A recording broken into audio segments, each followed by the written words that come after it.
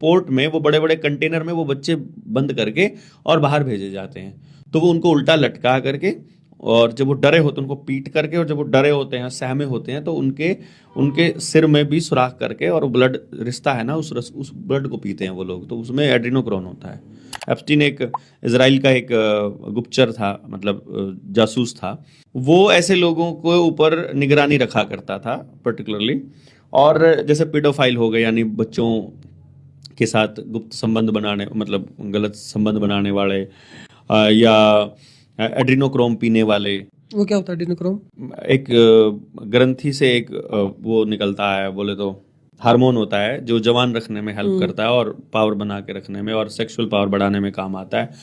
और वो तब निकलता है, वो उस बच्चे के ब्लड में होता है जब बच्चा डरा होता है।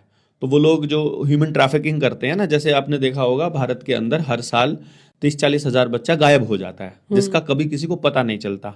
तो असल में जो ये बड़े बड़े इंडस्ट्रियलिस्ट को पोर्ट दे रखे हैं, इस पोर्ट में वो बड़े बड़े कंटेनर में वो बच्चे बंद करके और बाहर भेजे जाते हैं।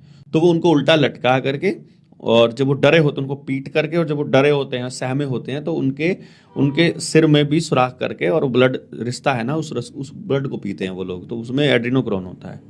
तो ये उस ब्लड में? अरे बड़ी शैतानी रिचुअल्स करने वाले लोग हैं ये लोग, जो जो जितने ये आपने इस लेवल पे वर्ल्ड इकोनॉमिक फोरम पे देखे हैं, जो बिल गेट्स टाइप के लोग हैं ना, ये सारे इसी गेम में शामिल हैं।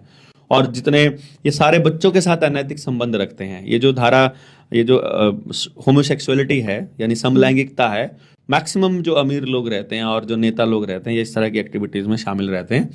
तो बच्चे उनका सॉफ्ट टारगेट रहते हैं हमेशा आमतौर पे। तो ऐसी किसी एक्टिविटीज में जो जितने भी ठरकी बूढ़े होते हैं या इस तरह के नेता होते हैं, उनके ऊपर वो निगरानी रखता था एप्स्टीन। उसने रिपोर्ट दी थी कि नरेंद्र मोदी भी उसमें शामिल है, ठरकियों में। और अच्छा। तो वो फिर उसी के बाद तो उसका नाम उन्हीं की लिस्ट में तो शामिल किया गया था।